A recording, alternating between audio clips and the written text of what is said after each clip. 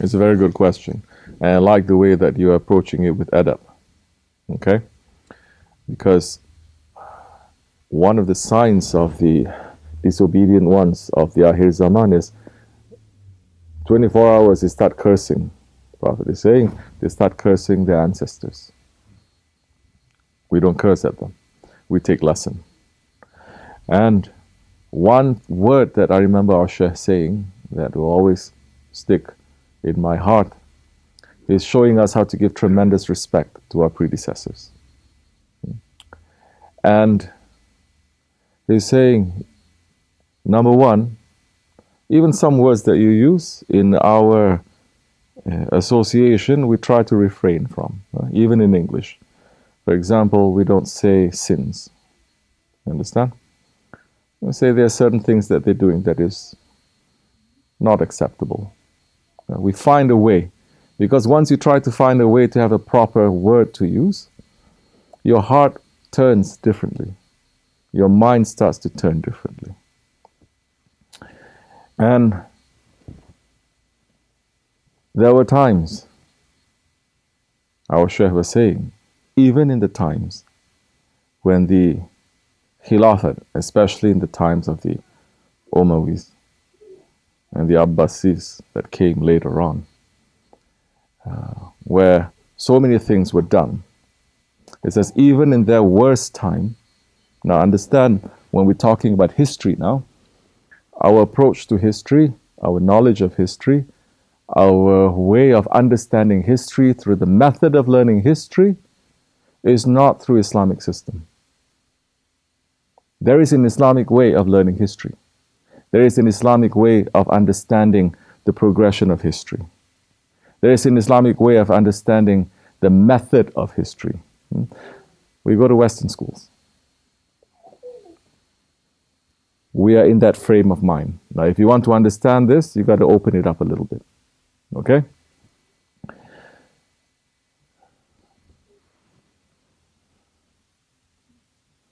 Understand that the leader of a nation, surprise, surprise, is not chosen by the people. Okay? For over 1,400 years, it is not the system of this so-called democracy. I say so-called because democracy is still a changing system. And what is Allah and His Prophet's view of the Khalifah? What is the Khalifah? As Sultan al-Awliya Shaykh Nazim was saying, the Khalifah, the leader, is the essence of the people. And it is Allah who put that leader there. So now there is a very big cosmic plan that is happening when that leader is chosen. Especially if an Islamic leader is chosen for that kingdom, for that empire, for the world. It is the essence of the people. Awliya Allah, they are saying that if the people are bad, the leader will be bad. If the people are good, the leadership is going to be good. So now, it shifts the blame of individuals to the blame of the ummah. And the transgression of the ummah, it is to Allah subhanahu wa ta'ala. So it's not a slip of politics. Oh, we should have chosen Hillary. Now we have Trump. It's not that. There is a divine hand always that is controlling things. Yes, even now Allah is still in charge.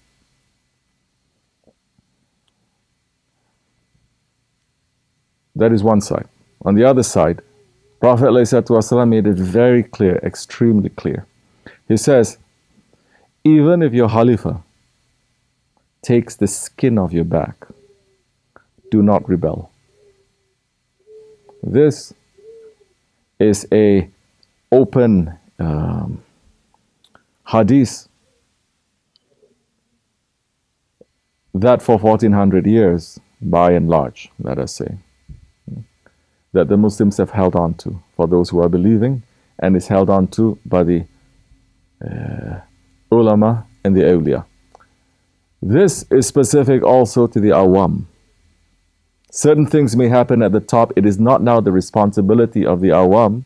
If we only go out on the streets and wave placards and stand in front of a tank, then this whole world is going to change. This whole world does not revolve around us. And even now, as we speak, there are people who control. It's not us.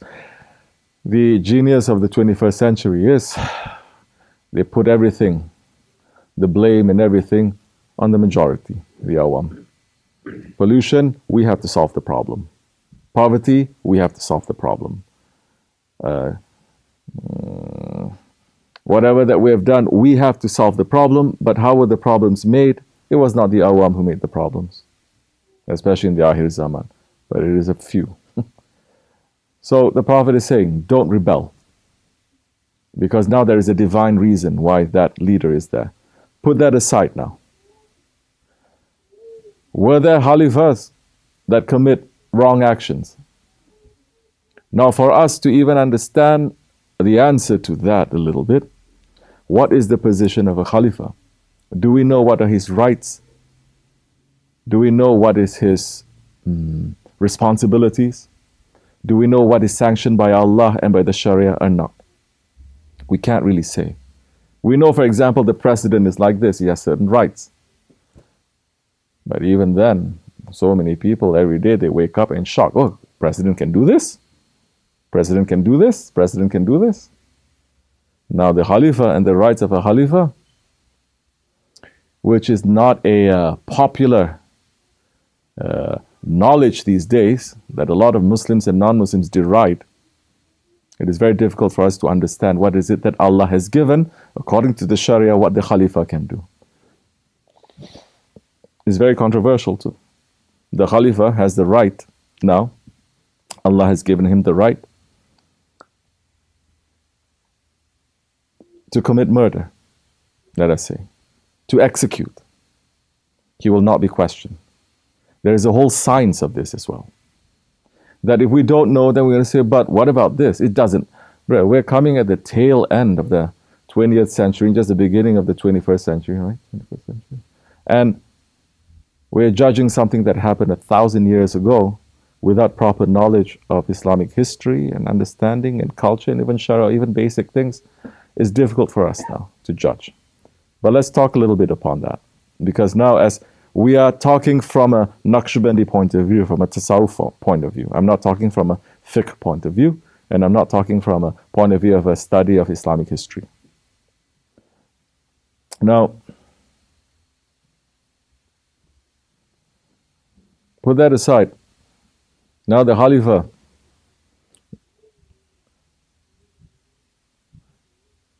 specifically you're talking of the Mu'tazilis. Yes. Especially in the time of the Umayyads. The Umayyads, they are notorious for maintaining their power. And one of the things that they used to maintain their power is, yes, they were going and they were hunting down and executing and killing the grandchildren of the Holy Prophet ﷺ. Okay? That is not something that we are proud of. And definitely is not something that we approve. But as Ahli Sunnah, as believers, we hold our tongue. Because now, are we responsible? No, they are responsible because they did it. You understand? If we get into the mix now, then we're taking sides. We know, we pull back. They were doing that, where they punished. You can't say that they were not punished. You can't say, nobody can say that what they did, they got away scot-free. They didn't. Because what happened when the Abbasis took over? They executed every single member of the house of Muawiyah, radiallahu anhu. The Umayyads. Every single one they killed. They didn't stop there. They dug out the cemeteries of those ones who were buried, belonging to the same house. That over 150 years, 180 years, I think, they dug every single one out and they burned them. You see. Except for one. One escaped. One escaped, and he went to North Africa and he went to Spain and then he started his own thing that was happening there. Abbasids did that now. I was joking. I was saying, oh, Cherkess, they like this. Arabs, they like this too. You understand? Everyone, don't worry. It's equal opportunity. Later I'm going to talk about the Pakistanis and the Malaysians and they did that. Understand? Regardless of how they position themselves now according to Aqidah, yes, the leader may be swayed like this or like that. What happened when they took over Damascus was, to understand also, it was like they entered into paradise, worldly paradise. They've never seen that kind of civilization before, and they took over. And the system there was Christian, of course. Now they have to deal in that, and they have to deal specifically with people of the dunya. So there were a lot of like push and pull that was happening at that time.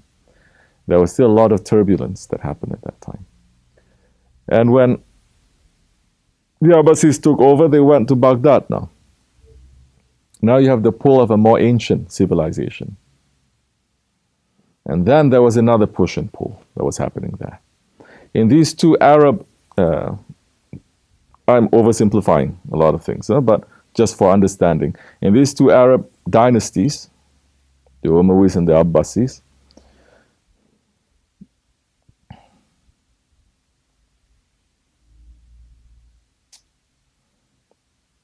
Tasawwuf wasn't so important.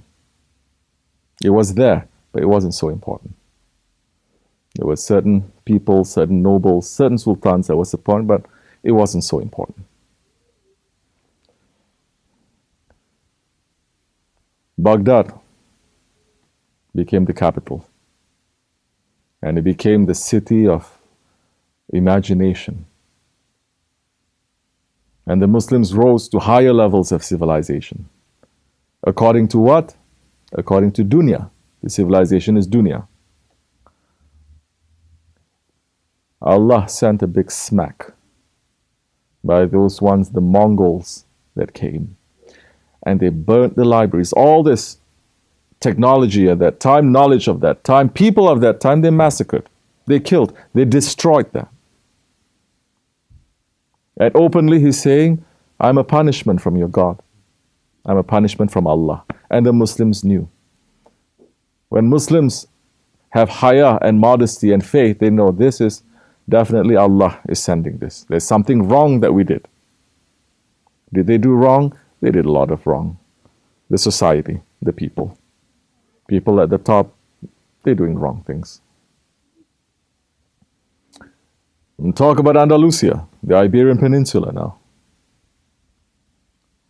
One of the reasons why they became so rich was they were in the Mediterranean controlling the waterways between East and West. They became very rich, they became very powerful.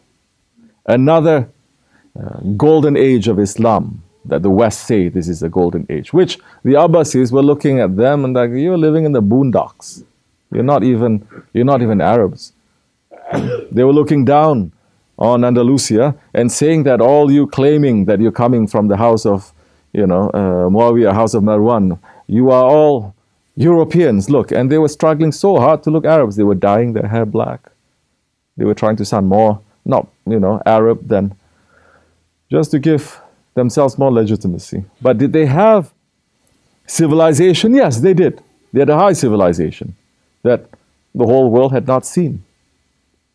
They were also running to get the high knowledge of the occult.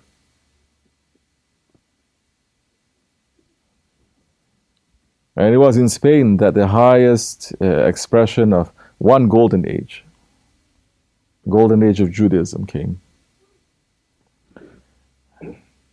Kabbalah came out from that. And Jews flocked there. And the Muslims were interested, as the Muslims are interested today. So many entering into tariqats to be interested in this kind of things. They're not interested to become servant of Allah.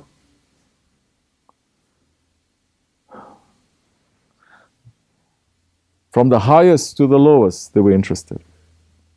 The highest ones that were in power, they were sitting and they were exchanging knowledge with those other ones, with the rabbis, and they were even able to predict the exact day and hour and minute when death was going to come. You understand? Where Allah's openly saying death is unknown. They were able to do that. So knowledge was open there. And they were running after that. But it is still dunya. What is the proof of that? That it didn't work. Another big smack happened to them. They start fighting with each other. You know, I tell you specifically when a big smack happened to them. I forget the name of that Sultan. When he built this new city, and he coined his coin, and he declared himself Khalifah. Khalifah. He was a Khalifah. He's not just a Sultan, a Khalifah. Prophet ﷺ says there's only one Khalifah. There's only one head. If there are two, cut one off. How are modern people with modern sensibilities going to even understand this? So, when he declared that, the next year, there was a big revolution that happened, and his enemies destroyed everything. Of course, by that time, the kingdoms were already splintered, and they were fighting against each other. It was not unified. And they were hiring Christians to fight their own Muslims, and the Christians were hiring Muslims to fight against the Muslims. It was a big mess. It was very rich. They destroyed everything. They were even burning the stones of his palace. He declared himself Khalifah. There was a Khalifah. During all these turbulent times, the Middle East was open to the crusades to happen. And they came, and they came, and they came, over and over again. They put a foothold there. Never could it have happened. Until the Seljuks came. The Seljuks came with so much power, they could have taken over. They didn't. They said, we offer our services to you, Ya Sultan. So yeah, now, looking properly. How many of us studying Islamic history, Muslims, or people coming into Islam, or non-Muslims, how many of us was even told that there was a great, if not the greatest, Muslim empire that ruled Islam for 600 years, 700 years? That is called the Ottomans. How many of us are told that the golden age, we talk about the Umayyads, definitely Baghdad, definitely Andalusia, but about the Ottomans, nobody. No one. And if there was anything about the Turkish Khalifahs, how many of us actually hear of what they did to Islam, what they did for the Ummah, what they did for this whole world? Or do we only hear, they drank a lot, they have a lot of women, they destroyed so much, and it's just filled with corruption? Huh? So there is something wrong now. Even now, our container is dirty now. In order for us to get the right one, we have to clean this out. What were the Ottomans? What were they? They were a small tribe. Yes, they were not Arabs. The Arabs colonized. These Turks did not colonize. Let me give you one example. Small thing, what colonization means. The Iraqis are not Arabs. The Egyptians are not Arabs. Yet when the Umayyads and the Abbasids took over, everyone spoke Arabic. The Turks and the Ottomans, when they ruled from the Balkans to eastern China, from the steppes of Russia, all the way to North Africa and further, this whole area here should be speaking Turkish. They didn't even make their own Greeks that they took over Constantinople to even make them to speak Turkish or Arabic or any other language. Say, no, don't even change the way you dress. You understand? I'm making it very simple so that everyone can understand what is colonization, what is not. When the British came and controlled India for 300 years, everyone spoke English up till now. How long did the French rule Lebanon and that area there? 100 years maybe at most. Look at us now. Look at the people who have been colonized now. Still up till today psychotic. Are we East? Are we West? Are we Muslims? Are we Westerners? Are we this? Are we that? Completely. What were the Ottomans? Why did they conquer Constantinople, Istanbul? Because Istanbul has been attacked, has been tried since the time of Hazrat Osman. Because the Prophet says, the one who conquers Istanbul, that general, what a great general. He's the greatest general in history. And that army is the greatest army in history that Allah subhanahu wa ta'ala has ever created. And this is unanimous. Everyone accepts this, except for some fringe people that are very harmful, that they curse at Sultan Mehmed Fatih. But millions are following these ones. They're open, so I can openly say who their names are. You know Imran Hussein? He's cursing at Sultan Mehmed Fatih. He's saying, I will not rest until I turn Hagia Sophia back into a church. But millions of people are following him, thinking that he is a very knowledgeable man. He has some knowledge, yes. Well, be careful, that story of the Pied Piper of Hamlet. So, he went there. Then what happened? Who is this man? Sultan Mehmed Fatih, for instance. And there are so many. He had a Shaykh. He was holding fast to the Ahl Sunnah Aqidah. The Ottoman Empire, its backbone, its energy was tasawwuf. The Sultans, they were going to the feet of saints. It was an empire that every Thursday night, everything shuts down. The whole empire does zikr. And everyone belonged to a tariqat, a shaykh. Everyone at least believed in awliya Allah. And the Ahlul Bayt had free money, a salary that the Ottoman government would give to each and every one of them. Because they say it is not right that you should be working. You are the grandchildren of the Prophet ﷺ. Your job now is just to open your hands and to pray for the entire nation. The Quran Kareem was recited officially from the station, from the maqam of the Khalifa, for over 300, 400 years, continuously, day and night. There is a special room that is holding on to the most precious relics of the Holy Prophet ﷺ, his jubbah, his holy tooth, his sakal-e-sharif, that every morning the Khalifa, before he becomes busy with worldly matters, which is, they say, the zikr of the Umara, it is dispensing justice. This is their worship, is to give justice. Before he does that, he will crawl into the chamber on his hands and feet, and he would collect the dust, the Khalifa. He would contain it, they would add some Zamzam water, and he would distribute to people who would take it as shifa.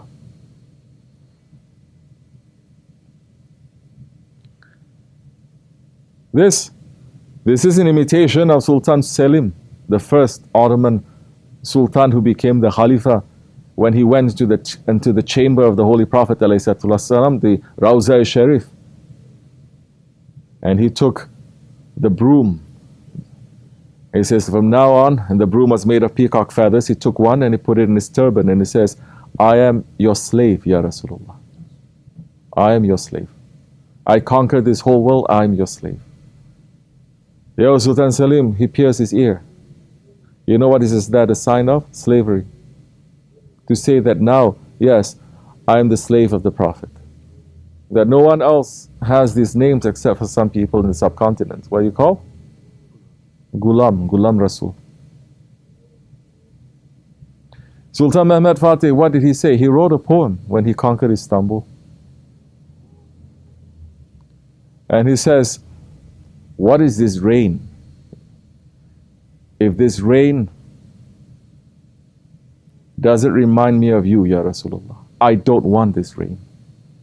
What is this sunshine? What is this breeze? What are these flowers? If it doesn't please you, I don't want them. He says, I'm standing here looking at Istanbul. I would burn this whole city just to get one smile from your face. You understand the passion that they have? Not even the Arabs had that.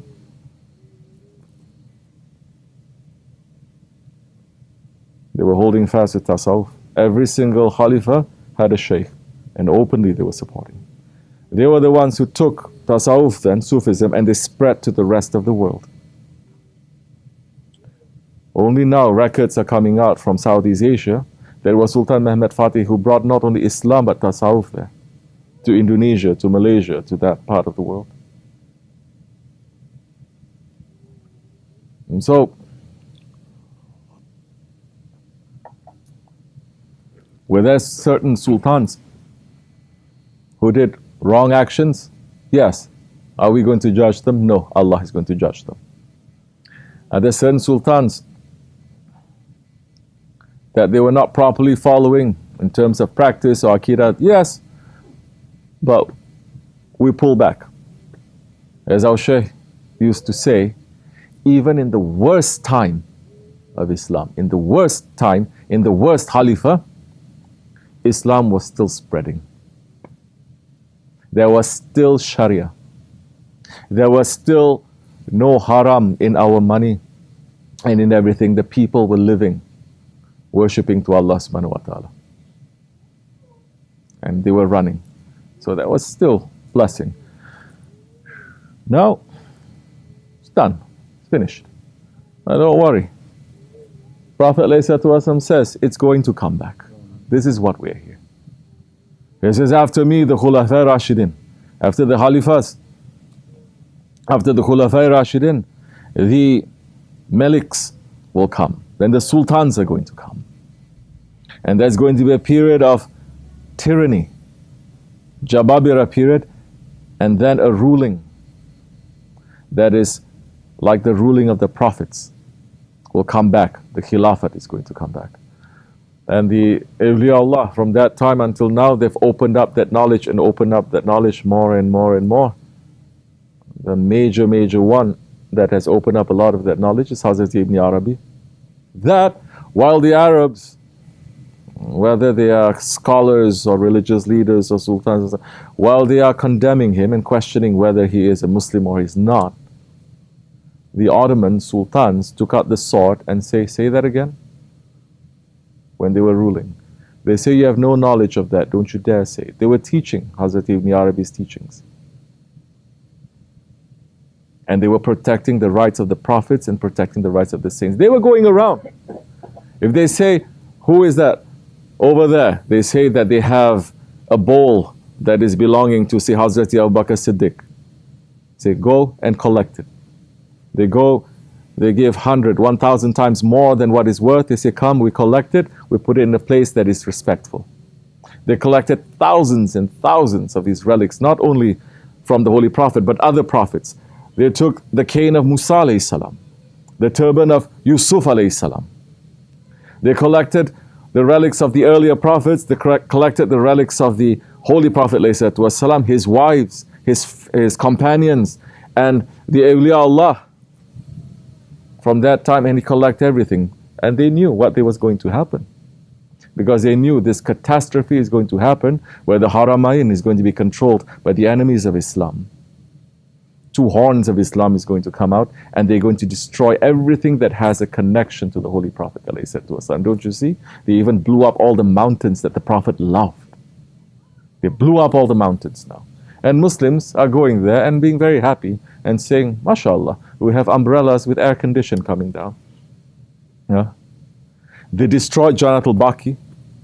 They destroyed Janat al-Mu'ala. They wanted to destroy, they still want to destroy the maqam of the Holy Prophet ﷺ. And what were the Ottomans doing? They were collecting and they were preserving. There was a time when they put all these things in the Rawza Sharif also. They made two huge golden candlesticks with 6,666 diamond inside the candlesticks, each to represent ayat of the Quran Kareem. There are different ways of calculating how many ayats there are. And that is the tasawwuf way of understanding, and they're putting it there to represent that. They're giving highest respects. And when they knew certain things are going to happen, they took everything back. Because when the Wahhabis took over, they destroyed everything. Ta'if was a great center of learning, especially for the love of the Prophet ﷺ, and the ilm of the secret of the Prophet. They went there, these Wahhabis, and they collected all these books and they burnt them. They were tearing the leather covers and made them into shoes. It's a very satanic kind of anger that they have, that only shaitan would hate the Prophet ﷺ like that. When the Ottoman soldiers that were defending Medina, and they receded into the chamber, and they left their weapons outside, because you are forbidden to enter into the presence of the Prophet with any weapons. The Wahhabis came with their machetes, and while they were holding on to the gate of the Prophet asking for shafa'at, they hacked their hands to pieces. So this is not a matter of just, theological differences. We believe different beliefs. No, there's a price to pay. I forget which Ottoman Sultan it was. He, all around in the masjid, on the walls, he actually carved into it. Well, we began with this, we're going to end with this. He carved into the walls the Burda Sharif and certain verses from the Dalil Hayrat. The whole book is there. Burda Sharif, a poem praising the Holy Prophet ﷺ. It is a great shifa. Just to have that in your house is a great shifa. It's a great cure for any illness that you have, physical and otherwise. The Dalil Hayrat has in that the secret name, the greatest name of the Holy Prophet ﷺ. They were not doing calligraphy, they carved it into the walls.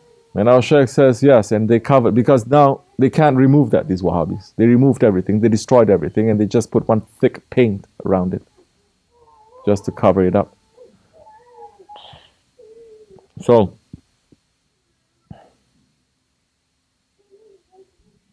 how much love we have for the Prophet? Not much. Those who are saying we love, not much. We don't hear these things too much. If we do, what are we going to do about it? And what are we standing up to? We've come to the point where we say Islam has to be like Christianity. We have to be tolerant. We have to be merciful. We have to forgive every wrong thing. Everything that Allah hates, don't judge.